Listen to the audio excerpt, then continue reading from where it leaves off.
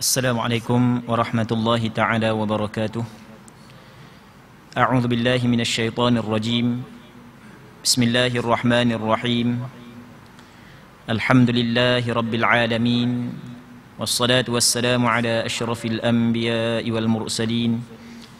Sayyidina Muhammadin wa ala alihi wa sahbihi ajma'in. Allahumma rabbi syrah li sadri ويسر لي أمري واحلل عقدة من لساني يفقه قولي ولا حول ولا قوة إلا بالله العلي العظيم اللهم انفعنا بما علمتنا وعلمنا ما ينفعنا وعلمنا ما جهلنا وذكرنا ما نسينا اللهم يسر ولا تعسر رب تمم بالخير اللهم افتح علينا فتوح العارفين وفقنا توفيق الصالحين اللهم لا سهل إلا ما جعلته سهلا وأنت تجعل الحزن إذا شئت سهلا. InsyaAllah kita sambung balik pengajian kitab Bulughul Maram yang dikarang oleh Al-Imam Al-Hafidh Ibn Hajar Al-Asqalani rahimahullahu subhanahu wa ta'ala wa nafa'ana Allahu bi'ulumihi fid daraini amin. Kita masuk dalam bab baru, iaitu bab sifat sembahyang. Jadi kita masih lagi di dalam perbincangan berkenaan dengan sembahyang. Kita masuk dalam bab baru, iaitu bab sifat sembahyang. Muslimin muslimat yang dirahmati oleh Allah Subhanahu wa taala. Yang dimaksud dengan sifat sembahyang adalah bentuk dan rupa sembahyang. Bagaimanakah yang dikatakan sebagai sembahyang? Ini yang kita akan bincang lepas daripada ni. Muslimin muslimat yang dirahmati oleh Allah Subhanahu wa taala. Pernah kita sebut sebelum daripada ni bahawasanya setiap ibadat yang kita buat, kalau kita nak ibadat kita tu diterima oleh Allah Subhanahu wa taala, maka mesti kita kena cukup dua syarat. Mesti kena cukup dua perkara. Yang pertama adalah kita buat ibadat tersebut kerana Allah Subhanahu wa taala. Hanya kerana Allah Subhanahu wa taala.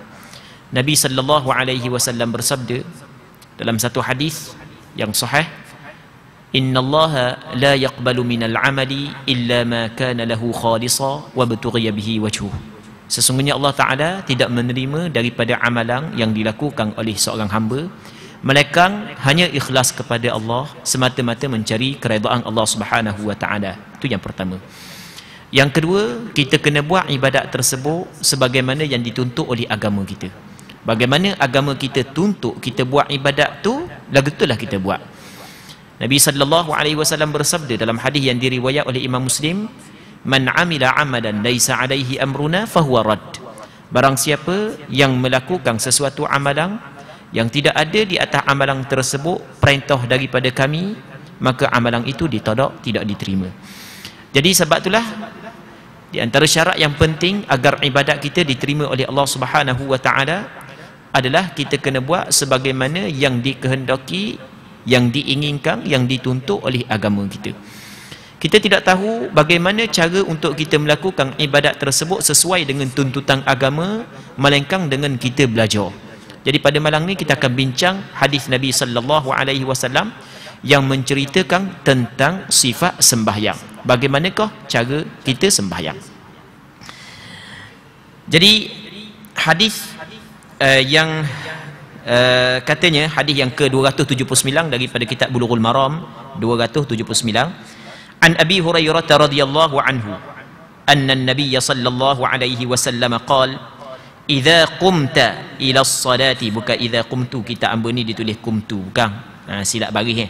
Idza qumta ila as-salati fa asbighil wudu'a thumma istaqbilil qiblata fakabbir thumma qra' ma tayassara ma'aka minal Qur'an thumma irka' hatta taqma'inna raki'a thumma irfa' hatta ta'tadila qa'ima thumma isjud hatta taqma'inna sajida ثم ارفع حتى تطمئن جالسا ثم اسجد حتى تطمئن ساجدا ثم ارفع حتى تطمئن جالسا ثم اسجد حتى تطمئن ساجدا ثم افعل ذلك في صلاتك كلها akhrajahu as-sab'ah wal lafdhu lil Bukhari wa Ibn Majah bi isnadi Muslim hatta taqma'inna qa'ima. Muslimin muslimat yang dirahmati oleh Allah Subhanahu wa taala. Hadis ni adalah hadis yang menjadi dalil yang ataupun hadis yang menjadi asas kepada ibadat sembahyang. Ini di antara hadis yang menjadi asas kepada ibadat sembahyang. Baik. Jadi dalam Al-Quranul Karim, dalam Al-Quranul Karim perintah melakukan sembahyang datang secara umum. Dalam Al-Quranul Karim tidak disebut secara terperinci cara pelaksanaan sembahyang. Maka dalam kita melaksanakan sembahyang, kita kena tengok lagu mana cara hak yang Rasulullah sallallahu alaihi wasallam ajar. Ini di antara cara hak yang Rasulullah sallallahu alaihi wasallam ajar kita sembahyang. Hadis ni muslimin muslimat yang dirahmati oleh Allah dikenali sebagai hadis al-musi'a salatah. Kalau sebut hadis al-musi' salatah ataupun al-musi' fi salati, hadis ni ya. Maksud dia hadis seorang lelaki yang mana dia semayang tak betul.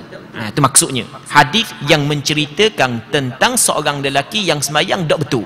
Sebab itulah hadis ni dinamakan hadis al-musi'i salatah. Kalau kita buka dalam kitab fiqh ke, dalam kitab syarah-syarah ulama hadis ke, dia sebut dalil kepada masalah ni adalah hadis al-musi' as-salatah. Hadis al-musi' salatah maksudnya adalah hadis ni. Ini dinamakan hadis al-musi' salatah. Hadis seorang lelaki yang dia semayang tak betul. Maksudnya dia semayang tak betul. Seorang sahabat Nabi sallallahu alaihi wasallam. Hadis ni cuma Imam Ibn Hajar Al-Asqalani dipotong habis hadis ni, dia ambil hak dia nak je. Cuma kalau kita ambil permulaan hadis panjanglah. Hadis ini dikeluarkan oleh Imam Bukhari dan Muslim daripada Abi Hurairah, yang mana Abu Hurairah menceritakan anna Rasulullah sallallahu alaihi wasallam dakhala al-masjid. Satu ketika Rasul masuk ke dalam masjid. Fadakhala rajul. Lepas daripada Rasul masuk dalam masjid, maka ada seorang lelaki masuk dalam masjid. Fa shalla. Orang lelaki itu pun sembahyang. Lepas daripada dia selesai sembahyang, fa sallama 'ala an-nabi sallallahu alaihi wasallam. Dia pun bagi salam kepada Rasulullah. Lepas daripada sembahyang, dia pergi jumpa Rasul, dia bagi salam. Rasul faradda. Rasul jawab salam. Wa alaikassalam. Lepas daripada Rasul jawab salam, Rasul kata lagu mana? Waqal irji' fa salli fa innaka lam tusalli. Kembali semula, mu sembahyang sebab mu belum lagi sembahyang. Rasul suruh dia sembahyang semula sebab dia belum lagi sembahyang. Sebab dia hak yang dia sembahyang saat ni tu tak betul. Hak yang dia sembahyang saat ni tu tak betul. Dia telah memburukkan sembahyang dia. Dia buat sembahyang tak betul. Maka dia pun sembahyang. Dia sembahyang, lepas daripada sembahyang, selesai sembahyang, dia pergi jumpa dengan Rasul. Dia bagi salam pula kepada Rasulullah sallallahu alaihi wasallam. Lepas daripada bagi salam, Rasul jawab salam, wa alaikassalam. Lepas tu Rasul kata irji fa salli fa innaka lam tusalli. Munggi semula, mu sembahyang sebab mu tak sembahyang lagi. Sampai 3 kali. Cukup kali ketiga Rasul kata gitu juga. Allah. Dia kata lagu mana cukup kali ketiga, dia kata wallazi ba'atsaka bil haqq. Demi Tuhan yang telah membangkitkan engkau, mengutuskan engkau dengan perkara yang benar, ma uhsinu ghairahu. Aku tidak mampu untuk melaksanakan selain daripada hak yang aku buat tadi. Tak mampu dah. Fa'allimni, maka cuba ajar gak kepada aku. Dia minta Rasulullah sallallahu alaihi wasallam ajar kepada dia. Maka Rasul ajar dia ni. Ini Rasul sallallahu alaihi wasallam ajar cara dia mengerjakan sembahyang. Baik. Katanya daripada Abi Hurairah radhiyallahu taala anhu telah menceritakan bahawa Nabi sallallahu alaihi wasallam pernah bersabda. Rasul khabar kepada orang lelaki itu Rasul katakan, apabila kamu bangun hendak mengerjakan solat, sempurnakanlah wudukmu. Yang pertama, kena sempurnakan wuduk. Kena sempurnakan wuduk. Baik. Lepas tu lalu menghadapkan ke arah kiblat dan bertakbirlah. Jadi dalam hadis ni dia suruh Nabi sallallahu alaihi wasallam fa'allimni shalah. Cuba ajar kepada saya sembahyang. Rasul kata, yang pertama sekali kalau mu nak sembahyang, mu kena sempurnakan wuduk. Tengok ni kita nak ambil satu benda yang penting juga ni. Mu nak sembahyang, mu sempurnakan wuduk. Lepas daripada mu sempurnakan wuduk, menghadap kepada kiblat, lepas tu bertakbir. Kalau kita tengok sempurnakan wudu dengan hadap kepada kiblat, dia tidak termasuk dalam rukun sembahyang. Dia tidak termasuk dalam rukun sembahyang. Dia rukun sembahyang bermula dengan takbiratul ihram. Dia syarat dia lain daripada hakikat sembahyang. Dia hakikat sembahyang dia merujuk kepada rukun. Tu hakikat sembahyang. Jadi ketika dia minta Rasul hajar sembahyang, Rasul bukan setakat kabur sembahyang, benda hak yang di luar sembahyang pun Rasul kabur. Maka ulama ambil daripada hadis ni bahawasanya ketika mana orang tanya kita sesuatu soalan, maka alangkah moleknya kita jawab soalan hak yang ditanya dan kita tambah lagi apa hak yang dia tanya mengikut kesesuaian hak yang perlu dia tahu. Jadi kadang-kadang orang tu tanya satu benda, bukan setakat kita jawab benda hak yang ditanya, bukan kita jawab juga benda hak yang tidak ditanya oleh dia, tapi benda tu penting untuk dia. Okey. Jadi dalam hadis ni dia minta Rasulullah sallallahu alaihi wasallam ajar kepada dia tentang sembahyang. Rasulullah sallallahu alaihi wasallam bukan hanya setakat menceritakan hakikat sembahyang kepada dia, bukan perkara hak yang berkait dengan sembahyang, hak yang tidak termasuk dalam hakikat sembahyang, juga Rasulullah sallallahu alaihi wasallam khabar kepada dia. Maka ulama ambil daripada hadis ni bagi orang hak yang apabila orang tanyalah berkenaan dengan hukum hakam hak yang kita tahu, jadi dia tanya suatu hukum, kita khabarlah hukum tu. Dan kita tengok ada lagi benda yang perlu kita kena khabar walaupun dia tidak tanya, maka comel kita khabar sebagaimana yang Rasulullah sallallahu alaihi wasallam buat. Itu yang pertama. Jadi yang pertama, apabila kamu hendak mengerjakan solat, sempurnakanlah wudukmu. Maksud pada sempurnakan wuduk, jadi kita kena ambil wuduk sebagaimana yang dituntut oleh agama. Dalam Al-Quranul Karim Allah Subhanahu wa taala berfirman, ya ayyuhalladzina amanu idza qumtum ila as-salati faghsilu wujuhakum wa aydiyakum ilal marafiqi wamsahu bi ru'usikum wa arjulakum ilal ka'bain. Maksudnya, wahai orang-orang yang beriman, apabila mu nak sembahyang, maka mu basuh mukamu, basuh tanganmu, sapu sebahagian daripada kepalamu dan basuh kakimu. Okey, itu maksudnya ambil wuduk dengan sempurna. Lepas daripada tu, maka hendaklah menghadap ke arah kiblat. Hadap ke arah kiblat dulu. Arah kiblat ni maksudnya arah Kaabah lah. Dan bertakbirlah. Maksud dia bertakbir, cakap kita angkat takbiratul ihram. Maka kata ulama berpandukan kepada hadis ini, di antara perkara hak yang diwajibkan bagi orang hak yang sembahyang adalah bertakbiratul ihram. Sebab itulah kalau kita belajar dalam kitab fiqh, di antara rukun sembahyang adalah takbiratul ihram. Apa makna takbir? Takbir ni muslimin muslimat yang dirahmati oleh Allah Subhanahu wa taala adalah ucapan Allahu Akbar. Tu takbir. Kan biasa kalau orang ceramah kan, takbir, apa makna takbir? Ucap Allahu Akbar, tu makna takbir. Apa makna ihram? Ihram ni mengharamkan. Ucapan Allahu Akbar dia mengharamkan. Mengharamkan dia, mengharamkan sebahagian daripada perkara yang diharuskan sebelum daripada kita ucap takbir. Maksudnya, sebelum daripada kita kata Allahu Akbar, boleh tak kita nak cakap dengan kawan kita? Boleh. Boleh tak kita nak makan? Boleh. Boleh tak kita nak gerak banyak? Boleh. Boleh tak kita tidak menutup aurat? Pun boleh kalau depan orang lah. Jangan depan orang. Jadi apabila kita Allahu Akbar, perkara-perkara tersebut diharamkan kepada kita. Tak boleh dah. Kita nak cakap, tak boleh. Nak makan, tak boleh. Nak minum, tak boleh. Nak lari dada kita daripada kiblat, tak boleh. Tak boleh belaka dah. Sebab itulah dinamakan takbir tersebut sebagai takbiratul ihram. Jadi rukun sembahyang yang pertama adalah takbiratul ihram. Muslimin muslimat yang dirahmati oleh Allah Subhanahu wa taala. Secara ringkasnya, apa nak sebut? Dalam hadis ni tidak sebut bab niat. Dalam hadis ni tidak sebut pun bab niat. Apa yang disebut dalam hadis ni semuanya perkara yang diwajibkan kita lakukan dalam sembahyang. Tapi bab niat tidak disebut dalam hadis ni. Cuma kata ulama, walaupun bab niat tidak disebut dalam hadis ni, niat termasuk dalam rukun sembahyang. Dengan kesepakatan ulama tanpa ada khilaf. Dan apa tidak disebut dalam hadis ni? Kata ulama bahawasanya Rasulullah sallallahu alaihi wasallam tidak menyebut niat di dalam hadis ini kerana perkara tersebut telah maklum kepada orang tadi. Orang tadi maklum dah nak sembahyang mesti kena niat dah. Innamal a'malu binniyat wa innama likulli imri'in ma nawa, dalam hadis yang diriwayatkan oleh Imam Bukhari dan Muslim daripada Sayyidina Umar bin Al-Khattab, sesungguhnya setiap amalan perlu kepada niat dan bagi setiap seorang apa yang dia niatkan. Jadi benda tu maklum dah, tak perlu khabar. Jadi dia dalam hadis ni semua benda yang Rasul khabar adalah benda yang diwajibkan dalam sembahyang. Cuma ada beberapa perkara yang diwajibkan dalam sembahyang Rasul dak khabar dalam hadis ni. Nanti kita akan cerita pula lepas daripada ni. Jadi oleh kerana niat adalah rukun sembahyang, Yang pertama, lepas tu takbiratul ihram. Sebab tu kita sebut dulu. Jadi yang pertama dalam hadis ini menyebut takbiratul ihram, itu rukun sembahyang. Niat tak sebut. Cuma kata ulama, niat ni telah maklum di sisi orang yang Rasulullah sallallahu alaihi wasallam ajar. Jadi Rasulullah kabur pun dia faham dah mesti dia kena niat. Dalam perbahasan niat kita telah bincang penuh sebelum daripada ni, kita bincang panjang lebar masalah niat. Di dalam perbahasan niat kita pernah bincang berkenaan dengan masa niat. Bilakah perlu kita kena niat? Permulaan sembahyang adalah takbiratul ihram. Bilakah perlu kita kena niat?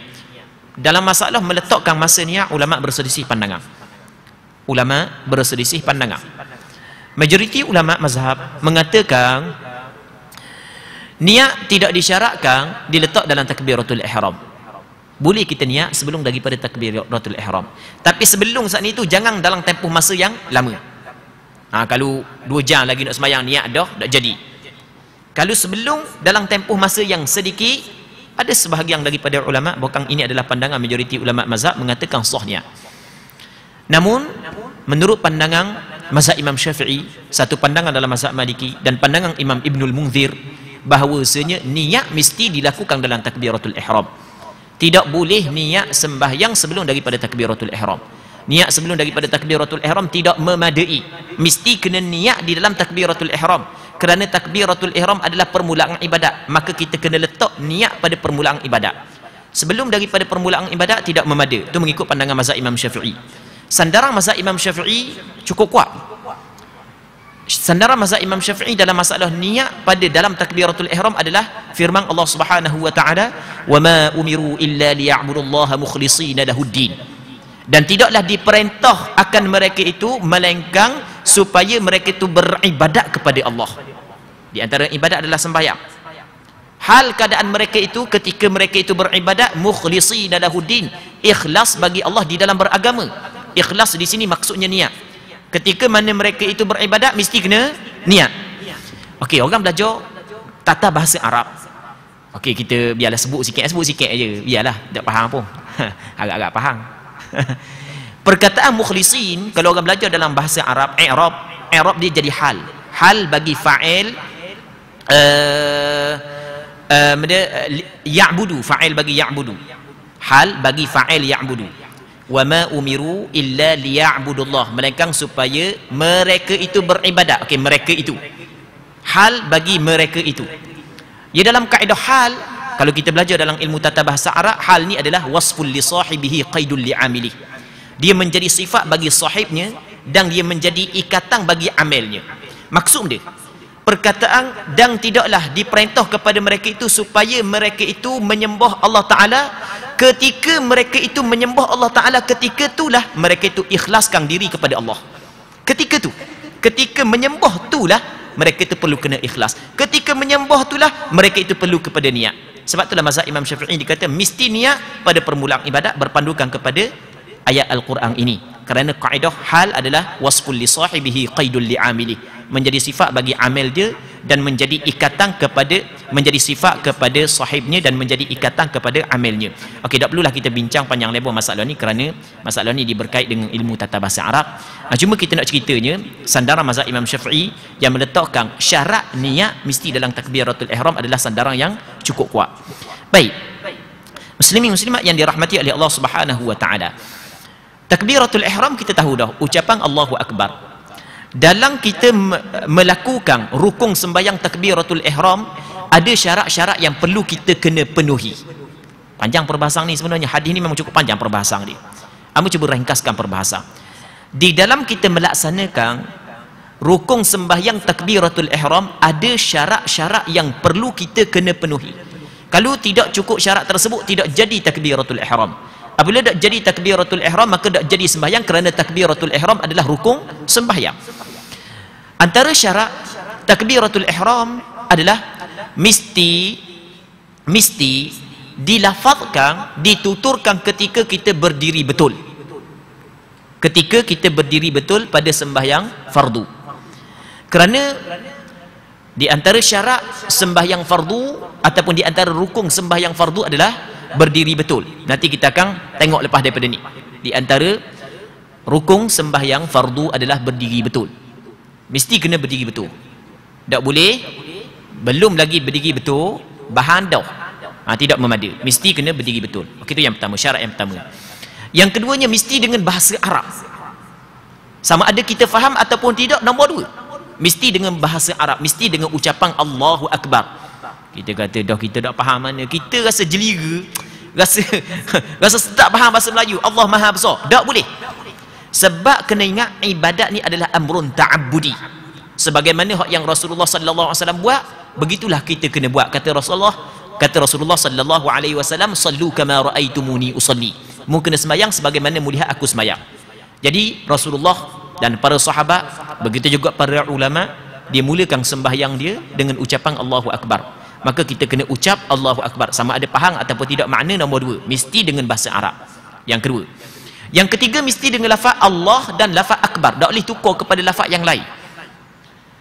Kalau dalam bahasa Arab, Allahu Akbar dengan Allahu A'zam, makna dia sama. Allahu Akbar, Allah Maha Agung. Allahu A'zam, Allah Maha Agung juga. Tapi tidak boleh kita tukar kepada Allahu Akbar, daripada Allahu Akbar kepada Allahu A'zam. Kerana apa yang dituntut oleh Rasulullah sallallahu alaihi wasallam adalah, dalam hadis ni Rasul suruh suruh bertakbir. Takbir adalah Allahu Akbar. Dan kita tengok kepada perbuatan Rasulullah berpandukan kepada hadis yang lain.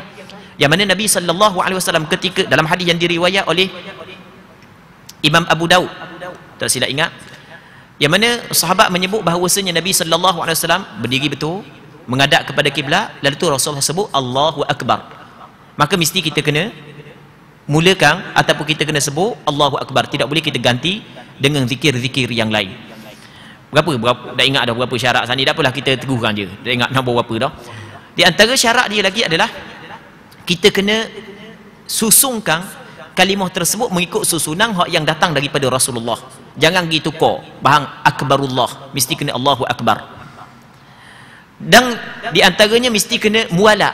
Maksudnya jangan ada perceraian yang lama di antara dua kalimah takbir. Allah berhenti sekejap, berhenti, bukan berhenti sekejap, berhenti lama, bahang baru cap dia teruskan akbar. Itu tidak dibolehkan. Antara dia lagi kena sebut betul. Sebut huruf-huruf dia betul. Jangan salah sebut. Di antara hak yang salah sebut, hak yang mengubahkan makna adalah lagi panjang lafaz bar. Dalam bahasa Arab, Allahu Akbar lain daripada makna Allahu Akbar. Kalau Allahu Akbar, Allah Maha Agung. Tapi kalau Allahu Akbar, kita pergi panjang bar, sebagaimana ramai orang kita kan nak marahkan anak, bahasa bodoh ni Allahu Akbar, nya panjang huruf bar. Maka makna dia lagi, dia Allahu Akbar, Allah Maha Agung. Manakala Allahu Akbar, Allah itu gendang. Dia akbar dalam bahasa Arab makna gendang. Wasak makna, maka tidak jadi takbiratul ihram dia. Sama juga tidak boleh memanjangkan lafaz ataupun huruf hamzah. Dalam bahasa Arab kalau Allahu Akbar lain daripada makna Allahu Akbar. Kalau kita panjangkan hamzah, maka ia memberi maksud adakah istifham, adakah Allah itu Maha Besar? Lain. Allah Maha Besar lain daripada adakah Allah Maha Besar. Mesti kena Allahu Akbar. Tapi kalau hanya setakat kesalahan yang tidak mengubahkan makna, yang tidak merosakkan takbiratul ihram, itu tidak menjadi masalah. Sebagai contoh, ada sebahagian daripada orang kita tidak sebut Allahu Akbar, dia sebut Allahu Akbar. Kan cuba perhati, ramai orang kita tidak sebut Allah, dia sebut O. Perhati molek, Allahu Akbar. Padahal kita dah belajar, start pada kecil lagi. Alif datah A. Atau huruf yang sebenarnya hamzah datah A, bukan hamzah datah O. Di kedai boleh order TO. Bukan Allah, bukan O. Perhati molek, ada orang banyak benda Allahu Akbar. Tapi kesalahan tersebut bukanlah kesalahan yang merosakkan ucapan takbir. Maksudnya masih lagi sah sembahyang dia. Dia kalau kata Allahu Akbar masih lagi tidak menjadi masalah, kerana dikirakan sebagai kesalahan yang kecil. Dia kena bukan perhati molek cuba perhati molek kadang-kadang tak sedar salah Allahu Akbar, tak sedar sekarang. Bukan sama juga sallallahu, bukan sallah warna pula sallah sallallahu. Itu di antara kesilapan yang diucapan oleh sebahagian daripada masyarakat kita. Baik, itu kita sebut secara ringkas syarat-syarat takbiratul ihram. Dan di antara syarat takbiratul ihram lagi adalah bagi orang yang sembahyang berjemaah, makmum mesti kena ucap takbiratul ihram setelah daripada selesai imam mengangkat takbiratul ihram. tu imam dok sapa bar lagi bahang dah makmum, tu tidak sah. Kerana Nabi sallallahu alaihi wasallam bersabda, innama ju'ilal imam liyutamma bih fa idza kabbara fakabbiru. Sesungguhnya dijadikan imam supaya diikutkan. Apabila imam mengangkat takbiratul ihram, maka diataf dengan fa. Fa idza kabbara didatangkan dengan fa, bukan dengan ataf, didatangkan dengan fa.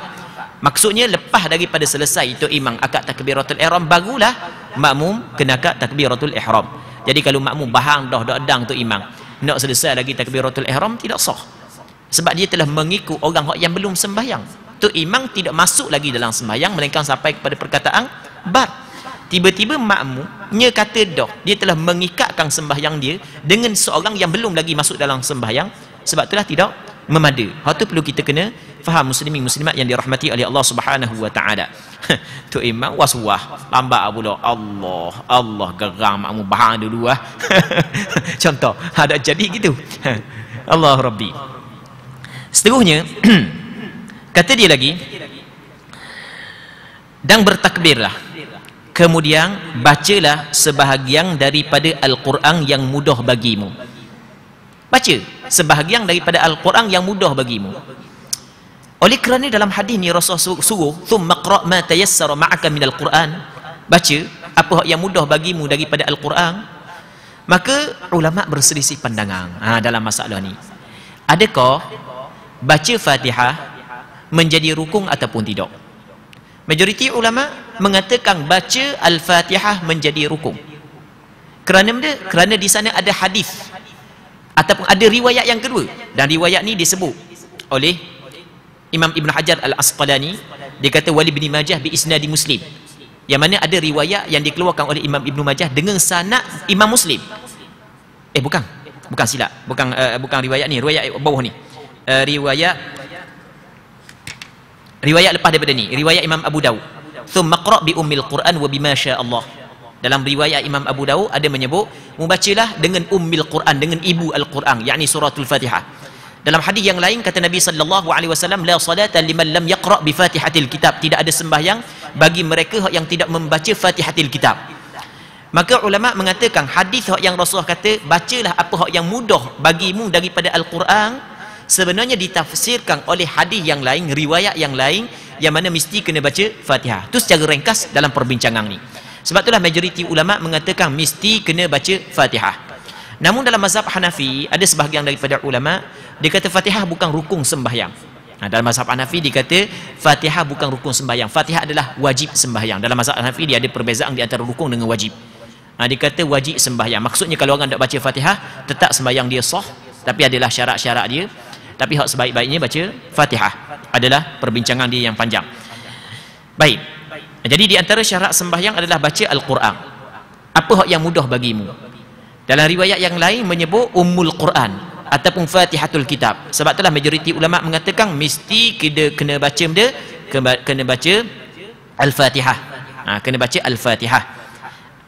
Baik. Seterusnya di dalam bacaan Fatihah dia ada perbincangan yang panjang, muslimin muslimat yang dirahmati oleh Allah Subhanahu wa taala. Ada perbincangan yang panjang, dia ada syarat-syarat dia. Ada syarat-syarat dia. Cuma kita dalam hadis memang tidak sebut syarat secara terperinci dalam hadis ni. Namun ulama-ulama fiqh dia melihat kepada beberapa dalil yang lain, dalil yang umum, melihat pada dalil yang khusus, maka dia meletakkan syarat-syarat.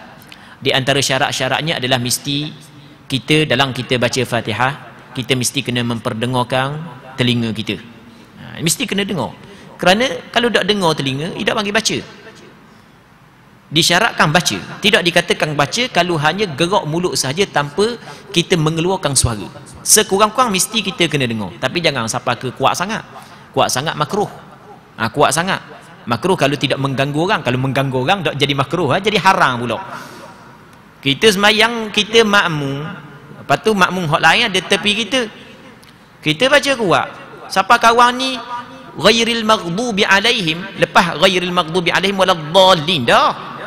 Dia dengar kita baca ihdinas siratal mustaqim, dia bahang siratal ladzina an'amta alaihim. Adakah orang gitu kan? Terganggu bacaan dia. Dia dah ikut bacaan dia ikut bacaan orang lain. Kan terganggu, punca orang baca kuat. Allahu Rabbi. Jadi ada orang dah dia baca Quran melalui hafalan. Dia tak boleh kalau dia baca hak yang baca mulut, kalau ada sebut benda-benda lain jadi terganggu, pergi sambung hak orang tak sekarang. Bila nak sudah tak tahu, tiba-tiba mari makmum masuk baca kuat pula bismillahirrahmanirrahim, sambung pula alhamdulillah. Kan jadi nyanyi ke dia kan. Jadi tak boleh lah lagu tu baca kuat. Itu di antara syarat dia. Syarat dia lagi kena jaga, kena ra'i, kena jaga, kena pelihara tasydid dia. Dalam Fatihah ada tasydid dia. Dalam kita kena jaga huruf-huruf dia kena sebut betul. Kita jangan tukar di antara zal dengan zai. Jangan tukar di antara ha dengan ha, di antara ra dengan ghin, di antara ba dengan dal yang tebal. Okey, itu di antara benda yang penting. Kita alhamdulillah di negeri Terengganu ni ramai guru-guru Quran.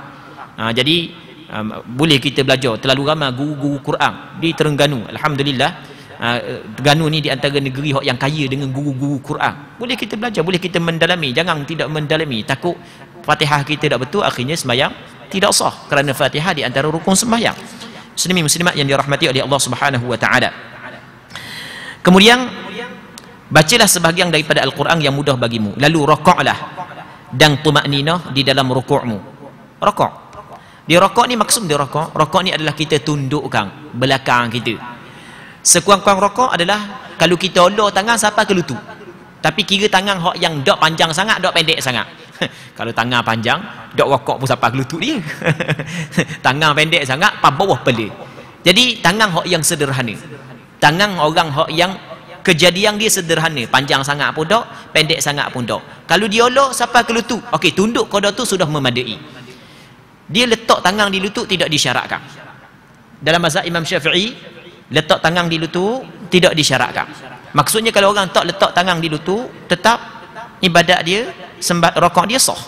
Cuma yang paling comel letak tangan di lutut. Ada cara letak tangan, lagu mana cara tak jari kita kena letak, kita kena unjuk ke arah kiblat, adalah cara-cara dia.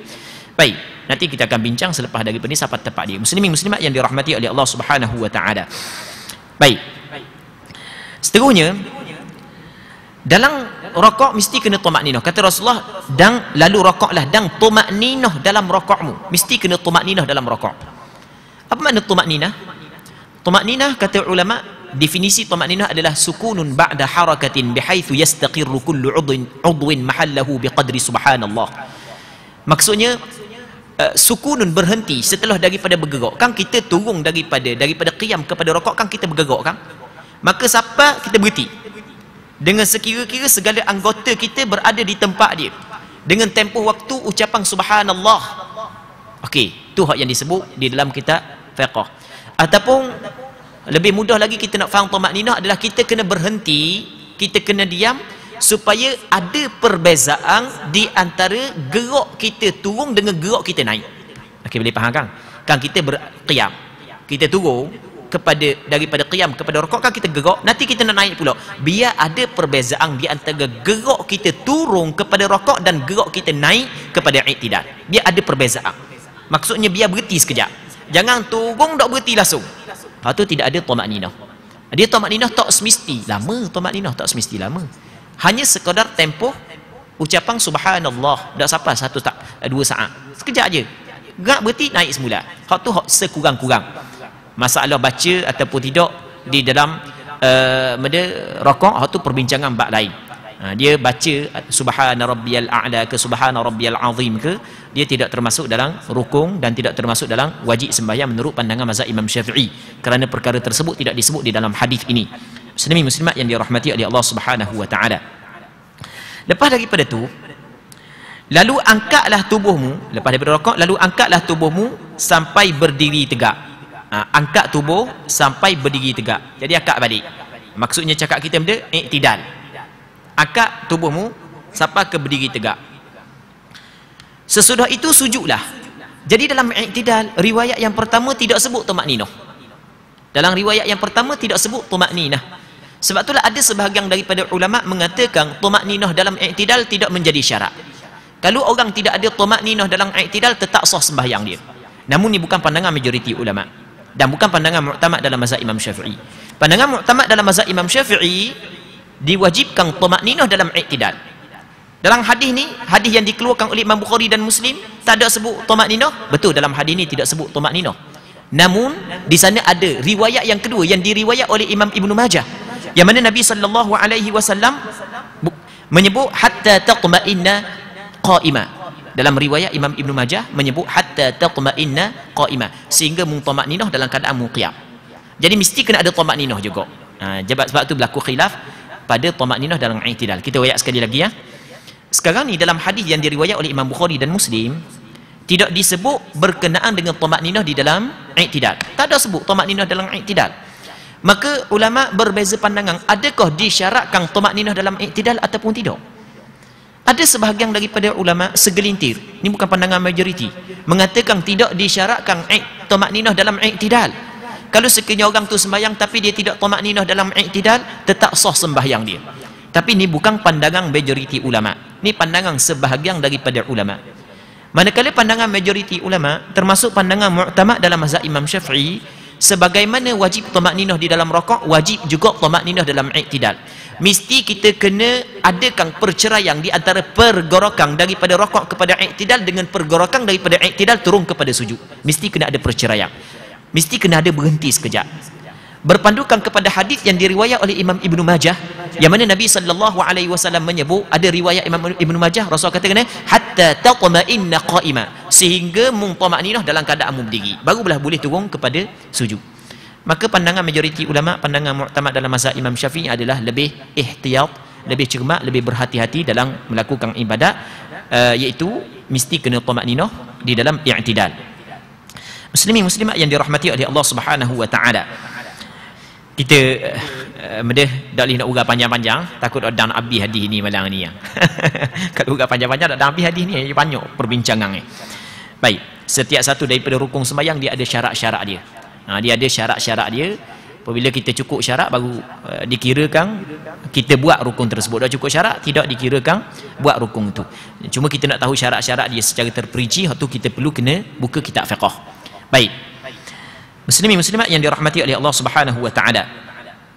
Kata dia lagi, sesudah itu sujudlah dan tamakninah lah di dalam sujudmu. Lepas daripada i'tidal turun sujud. Lepas tu tamakninah dalam sujud. Dia sujud, dia ada anggota-anggota sujud. Dalam hadis ni tidak disebutkan anggota sujud. Namun di sana ada hadis yang lain yang mana Nabi sallallahu alaihi wasallam sebut anggota sujud. Kata Nabi sallallahu alaihi wasallam, umirtu an asjuda ala sab'ati a'zum, diperintah kepadaku supaya aku sujud di atas 7 anggota, antaranya dahi, 2 tapak tangan, 2 lutut dan 2 jari kaki. Okey, itu dipanggil anggota sujud. Ada pula perbincangan di kalangan ulama, anggota sujud hak yang sungguh hak mana?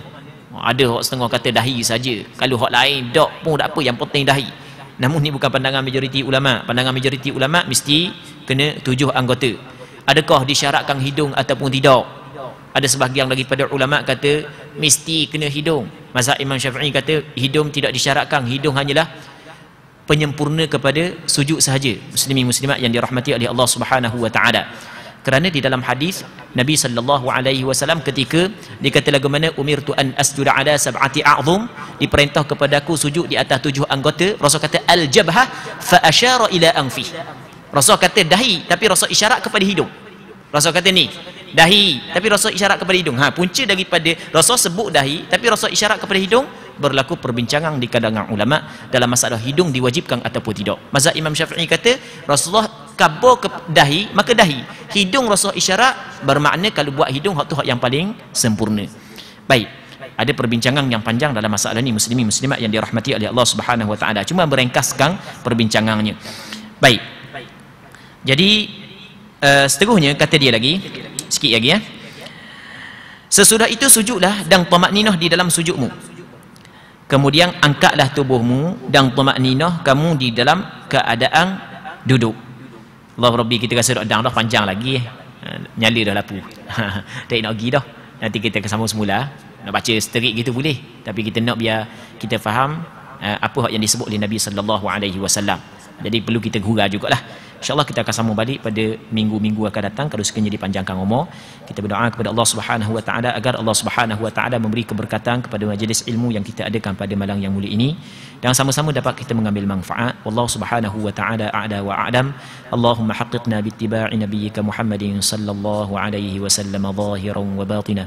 Allahumma ja'alna mimman yastami'una al-qawla fayattabi'una ahsanah. Wa sallallahumma wa sallim wa barik ala sayyidina Muhammad wa ala alihi wa sahbihi ajma'in. Walhamdulillahi rabbil alamin.